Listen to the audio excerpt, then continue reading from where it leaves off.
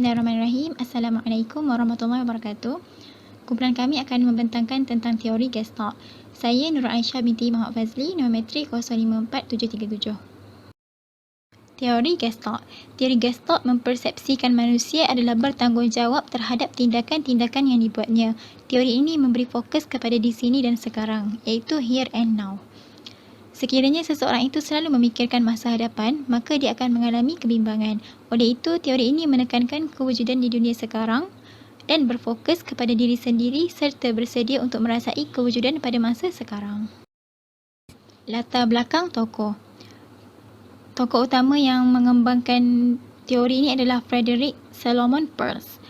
Beliau dilahirkan di Berlin, Jerman pada tahun 1893. Beliau berbangsa Yahudi dan dari keluarga kelas pertengahan. Peirce merupakan seorang kanak-kanak yang selalu tidak menyenangkan hati orang tuanya dan dianggap pencetus dan penyebab pelbagai masalah kepada keluarganya. Beliau pernah dibuang sekolah kerana masalah disiplin. Beliau juga gagal 2 kali dalam peperiksaan grade 7-nya. Walaupun begitu, dengan usaha gigihnya, beliau berjaya meneruskan pengajian sehingga mendapat ijazah doktor perubatan dalam psikiatri pada tahun 1921. Pada tahun 1916, beliau menyertai Angkatan Tentera Jerman dan bertugas sebagai pelajar doktor perubatan pada waktu Perang Dunia Pertama. Selepas Perang Dunia Pertama, beliau bekerja dengan Kurt Goldstein di Goldstein Institute for Brain Damaged Soldiers di Frankfurt. Ketika di institut ini, beliau telah menyedari bahawa betapa pentingnya manusia dilihat secara keseluruhan dan bukannya bahagian-bahagian yang terpisah. Seterusnya, pada tahun 1946, beliau berpindah ke Amerika dan pada tahun 1952, beliau mendirikan Institut Terapi Gestalt New York. Di Amerika, beliau juga tinggal di Big Sur, California dan di sana beliau banyak menganjurkan seminar dan bengkel di Institut Esalen. Bismillahirrahmanirrahim. Saya Nurul Infah binti Muhammad Afandi, nombor metrik 054799. Baiklah, saya akan menerangkan mengenai prinsip-prinsip asas dalam teori Gestalt. Okey, ada 6 prinsip asas dalam teori ini. Yang pertama, prinsip kesamaan. Prinsip kesamaan ini adalah unsur-unsur bidang pengamatan yang berada dalam arah yang sama. Kita cenderung akan mempersepsikan dia sebagai satu gambar rajah atau satu bentuk yang tertentu apabila objek kelihatan sama dengan antara satu sama lain. Okey, contoh dia yang sebelah ni. Okey, objek ni dilihat sebagai satu kumpulan atau pola sebab bentuk dia mempunyai persamaan antara satu sama lain tu. Seterusnya, yang kedua, prinsip kesepaduan. Okey, contoh dia yang sebelah kanan, gambar yang sama dengan yang contoh yang pertama tu. Okey, dia berlaku kerana segitiga di bawah burung gagak tu dia kelihatan sama dengan yang atas tu, macam sunburst. Okey, apabila kesepaduan berlaku ni, apabila ada yang tidak sama, kita dapat mengesan objek yang tidak sama tu. Ini dipanggil anomaly. Contoh yang sebelah kiri pula. Yang gambar yang sebelah kanan sekali tu akan menjadi tumpuan sebab dia tak sama dengan yang sebelah kiri dia tu. Okey, seterusnya yang ketiga, prinsip kesinambungan. Ia berlaku apabila mata dikumpulkan bergerak apabila satu objek bergerak ke objek yang lain. Okey, contoh dia yang contoh gambar tu. Okey. Mata kita akan terus tengok pada garis atau lingkungan tu. Dia bergerak daripada kiri ke kanan. Baiklah, seterusnya prinsip penutupan. Okey, manusia dia cenderung nak mengisi kekosongan pada suatu objek yang pada pandangan dia, pada penglihatan dia tidak lengkap. Contohnya gambar dekat atas ni, seekor panda. Kita dah tahu dia seekor panda sebab dalam kepala kita, walaupun gambar tu tak lengkap, tapi dalam kepala kita dah tahu seekor panda. Kita biasa tengok. Jadi apabila kita dah membayangkan tu seekor panda, jadi penutupan tu berlaku. Walaupun dalam gambar tu dia tidak lengkap. Okey, seterusnya prinsip kedekatan. Okey, unsur-unsur yang saling berdekatan sama ada waktu ataupun ruang. Okay, dia berlaku apabila objek diletakkan antara satu sama lain, diletakkan dekat. Okey, kita akan persepsikan dia sebagai satu kelompok. Contohnya, yang petak kecil-kecil ni dia tak letak berdekatan. Okey, bila dia letakkan berdekatan, yang sebelah gambar sebelah tu, kita akan persepsikan dia sebagai satu kelompok. Seterusnya, gambar yang ketiga tu pula, okey, dia diletakkan berdekatan. Jadi kita akan nampak dia tu sebagai pokok. Seterusnya yang keenam, image dan latar belakang. Okay. Manusia menganggap setiap bidang pengamatan dapat dibagi dua, iaitu rajah atau bentuk dan latar belakang. Okey. Sama ada objek tu sama ada seperti ukuran, potongan, warna dan sebagainya. Okay. Contoh gambar dia, yang belakang tu dia sebagai latar belakang. Yang bentuk tu kita akan nampak dia sebagai bentuk muka. Nama saya Nur Azim binti Muhammad Idris, nombor matrik 054493. Hari ini saya akan membentangkan tentang konsep utama terapi Gestalt, iaitu konsep masa kini ataupun dikenali sebagai here and now. Okey, konsep ni dia menekankan tentang perasaan pada masa kini ataupun ketika ini. Okey. Klien akan dibawa untuk merasai perasaan dan pengalamannya pada masa kini, walaupun perasaan dan pengalamannya pada masa lampau tidak diselesaikan terlebih dahulu. Okay. Fokus utama masa lalu adalah perkara yang merugikan, manakala fokus masa hadapan yang belum pasti pencapaian merupakan perkara yang sia-sia kerana belum pasti kesudahan yang bakal dilalui kelak. Seterusnya, konsep masa kini dan sekarang adalah sesuatu yang pasti dan realiti untuk dialami oleh klien dan menjadi fokus utama dalam sesi kaunseling ini. Urusan yang belum selesai iaitu yang merujuk kepada apa-apa jua perasaan, pemikiran, pengalaman, tindakan maupun persepsi klien terhadap sesuatu perkara yang disembunyikan atau terpendam dalam diri mereka. Okay, perkara ini akan mengganggu serta menyebabkan kekusutan dan dalam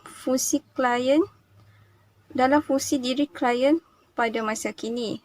Keadaan ini akan mengganggu emosi mereka untuk menceritakan perkara yang dialami dengan jujur.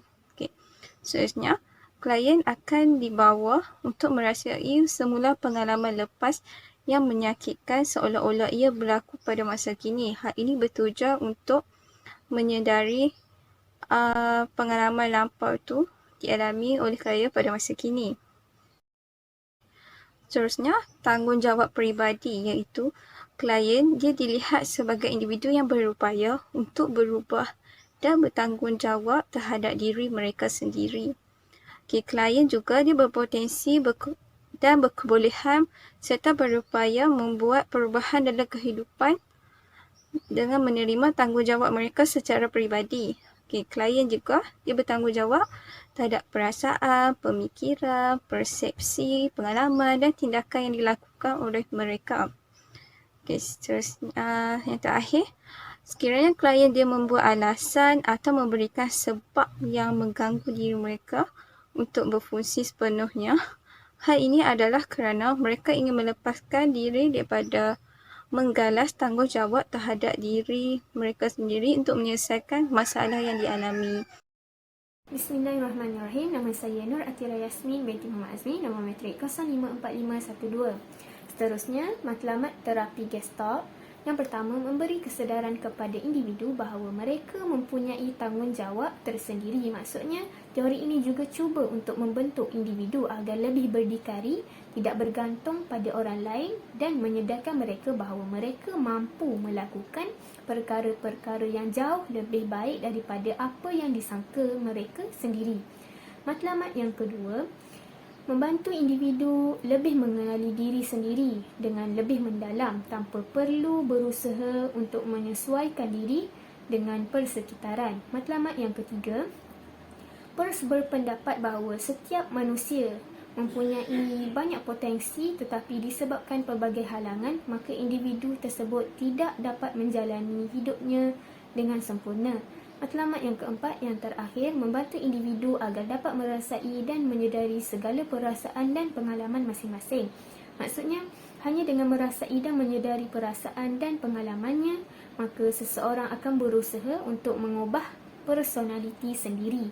Saya serahkan kepada pembentang seterusnya. Bismillahirrahmanirrahim. Saya Nur Aisyah Nazira binti Muhammad Noor, nombor matrik 054632 akan menyambung perbentangan berkaitan teknik teori Gestalt. Teknik yang pertama ialah teknik kerusi kosong. Teknik ini ialah teknik yang paling berkesan dan terkenal dalam teori Gestalt. Teknik ini adalah salah satu cara konfrontasi yang boleh diwakili oleh mana-mana orang penting dalam kehidupan klien, termasuk diri klien. Teknik ini membolehkan klien sedar tentang tingkah lakunya mungkin mempengaruhi orang lain dan cara dia melihat dari perspektif orang lain. Teknik ini akan membantu klien mendapatkan pandangan dan penjelasan dengan menjalankan kaedah ini apabila berkait dengan masalah. Teknik ini juga boleh mewakili seseorang pada mana-mana masa, sama ada masa lalu, sekarang atau masa depan, dan boleh mewakili bahagian kekuatan dan kelemahan diri kita, iaitu diri klien. Teknik seterusnya ialah teknik membuat pusingan. Teknik ini dipraktikkan dalam kaunseling kelompok. Setiap ahli diminta untuk menyatakan dengan jujur perasaan yang sedang dirasai. Teknik ini membolehkan individu bersedia mengambil risiko untuk berubah dan lebih bersedia untuk berkembang. Teknik selanjutnya ialah teknik permainan melebih-lebih atau dalam bahasa Inggeris ialah exaggeration. Kaunselor mengenal pasti tingkah laku bukan lisan yang tidak disedari oleh klien. Klien digalakkan membesar-besarkan beberapa aspek perasaan. Teknik ini akan meningkatkan kesedaran klien tentang perasaan di sebalik ungkapan dan menggalakkan klien untuk menyedari isyarat yang mereka hantar melalui bahasa badan mereka. Teknik seterusnya ialah teknik kerja mimpi atau dalam bahasa Inggeris ialah dream work. Teknik ini adalah untuk membantu klien memahami perkara yang terjadi di sini dan kini.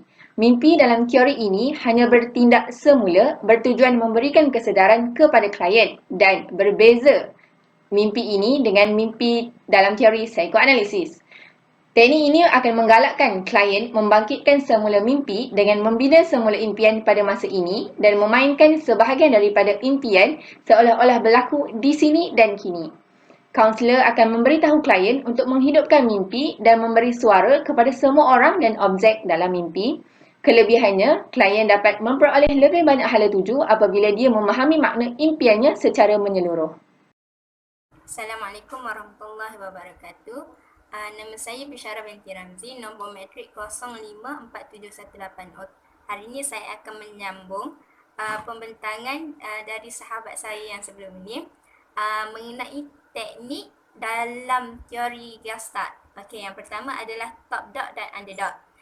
Teknik top dot dan underdog ni diguna pakai dalam pendekatan dalam teknik berdialog dalam pendekatan kerusi kosong. Top dog ni adalah satu perasaan yang dominan ataupun super ego yang mengawal underdog. Manakala underdog pula adalah satu perasaan yang lemah dan selalu memaafkan. Matlamat dan teknik ni adalah untuk menyedarkan klien dan bagi klien tu rasa diri menerima merasai siapa diri dia yang sebenar tanpa terima sebarang pertikaian. Yang kedua adalah saya ada satu rahsia. Dalam teknik ni klien diminta untuk bayangkan, berimajinasi dan berfantasi macam dia ada satu rahsia yang besar yang tak boleh orang tahu. Dan dia perlu bayangkan juga seandainya kalau rahsia dia terbongkar, dia perlu bayangkan macam mana perasaan dia dan penerimaan orang yang berada di sekeliling dia. Dan seterusnya adalah teknik saya lah yang bertanggungjawab bagi. Dalam teknik ni adalah untuk menyedarkan klien tentang tanggungjawab yang dipilih oleh klien tu sendiri.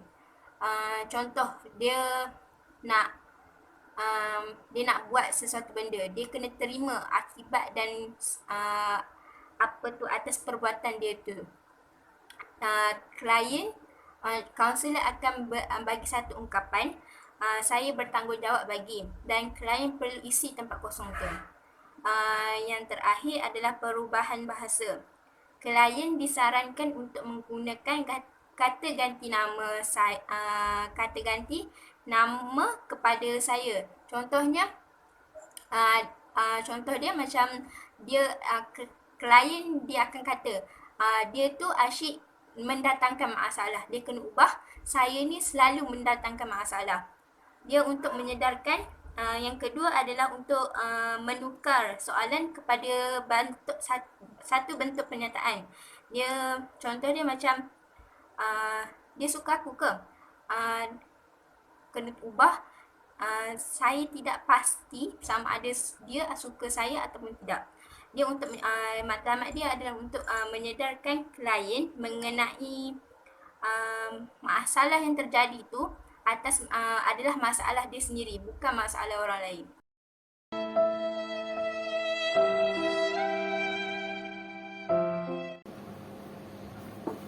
Assalamualaikum. Waalaikumsalam. Saya duduk. Terima kasih. Ifa, apa khabar? Ya, alhamdulillah baik. Bagaimana kedudukan sekarang? Selesa atau mahu kedudukan? Ya, saya selesa tak perlu ubah. Okey. Baik, sebelum kita pergi dengan lebih lanjut, izinkan saya perkenalkan diri saya terlebih dahulu. Saya Atira sebagai kaunselor awak pada sesi kaunseling ini. Dan saya nak ucapkan terima kasih kerana sudi datang pada sesi kaunseling pada hari ini. Sebelum tu, Ifa pernah join mana-mana sesi sebelum ni? Tak, saya belum pernah join mana-mana sesi kaunseling. Ni first time saya join sesi kaunseling. Oh begitu. Kalau begitu, saya akan terangkanlah serba sedikit mengenai perjalanan sesi kaunseling ini. Sesi kaunseling ini melibatkan saya sebagai kaunselor awak dan awak sebagai klien saya, di mana segala apa yang awak kongsikan kepada saya adalah menjadi tanggungjawab saya untuk rasakan, kecuali seandainya berlaku beberapa isu yang boleh mengancam nyawa awak mahupun orang lain, saya berhaklah beritahu kepada pihak yang berwajib untuk melindungi awak dan individu yang terlibat. Selain itu, untuk satu sesi ini mengambil masa 45 minit hingga 60 minit. Awak jelas? Ya, jelas saya faham. Okay, sebelum itu, awak boleh tanda tangani surat persetujuan ni? Okey, boleh.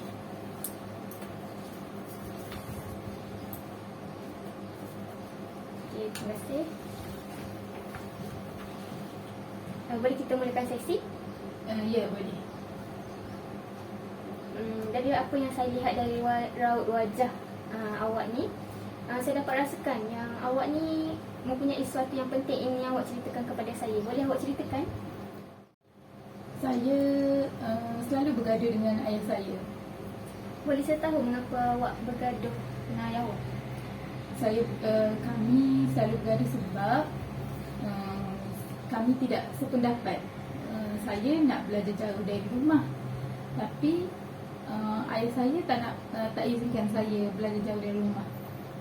Saya nak belajar jauh dari rumah ni sebab saya nak elakkan selalu bergaduh ni lah. Oh, jadi apa yang awak nyatakan pada saya, awak hendak belajar di tempat yang jauh kerana mahu jauhkan diri dari ayah awak, sebab nak elak diri dari selalu bergaduh. Maaf bertanya, jika awak belajar jauh dari ayah awak tinggal dengan siapa ya? Ayah saya tinggal seorang diri sebab mak saya dah lama meninggal dunia. Oh begitu. Pada pendapat awak, apa yang menyebabkan awak selalu tidak sependapat dengan ayah awak? Ayah selalu tak bagi saya peluang nak mengutarakan pendapat saya. Apa yang ayah saya bagi tahu, semua saya kena ikut cakap dia tanpa saya boleh beri pendapat saya. Dia tidak mahu mendengar penjelasan saya nak belajar jauh. Begitu, dari apa yang awak beritahu kepada saya, ayah awak tidak pernah meminta pendapat dari awak dan awak perlu ikut segala arahannya. Okay, baiklah, di sini ada 2 kerusi kosong. Awak duduk di salah satu kerusi kosong ni. Baiklah. Awak pejamkan mata dan awak tarik nafas. Awak bayangkan detik-detik awak dan ayah awak ketika bergaduh. Awak ingat semula ekspresi muka ayah awak, kata-kata ayah awak ketika itu. Awak sudah bayangkan? Ayah, saya nak belajar jauh dari rumah.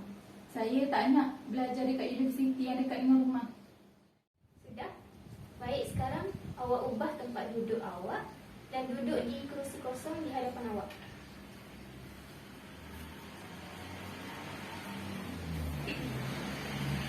Sekarang awak bayangkan diri awak sebagai ayah awak. Cuba awak tiru balik segala percakapan, ekspresi dan gerak tubuh ayah awak. Buat begini sehingga pergaduhan awak dengan ayah awak selesai.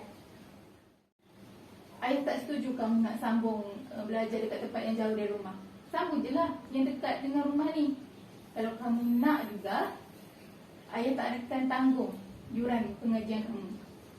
Okey, sekarang bertukar kepada watak awak semula.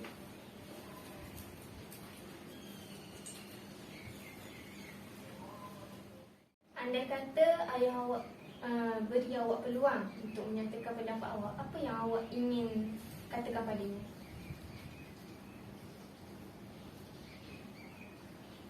Kenapa ayah saya tak setuju? Kenapa ayah saya tak izinkan saya nak sambung belajar jauh dari rumah? Baik, sekarang awak duduk di kerusi satu lagi.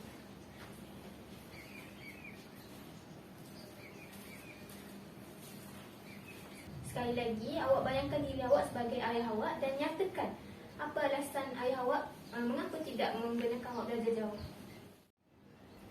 Ayah tak mahu kamu sambung belajar jauh dari ayah sebab nanti ayah sorang-sorang, sunyi. Mak kamu dah lama meninggal. Kalau apa-apa terjadi kat kamu nanti macam mana? Macam mana dengan ayah? Ayah tak nak kehilangan orang yang ayah sayang sekali lagi. Okey, saya minta awak kembali ke kerusi asal.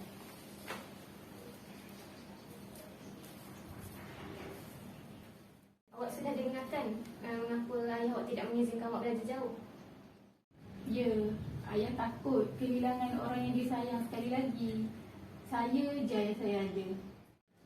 Okey, sekarang apa yang awak dapat daripada apa yang kita lakukan tadi? Saya rasa bersalah lah dan kesian dekat ayah saya. Sekarang awak mengetahui yang ayah awak mempunyai sebab tidak membenarkan awak belajar jauh. Awak sebagai anak, adakah awak menerima alasan tersebut? Ya, saya tahu. Saya sebagai anak kena terima seadanya lah. Okey, baiklah. Sebelum saya tangguh sesi kita, ada apa-apa lagi yang awak nak kongsikan dengan saya? Setakat ni tak ada apa-apa. Kalau begitu, saya tangguh dulu sesi kita pada hari ini. Nanti kita jumpa pada sesi yang akan datang. Okey, baik. Terima kasih Cik Akira. Sama-sama.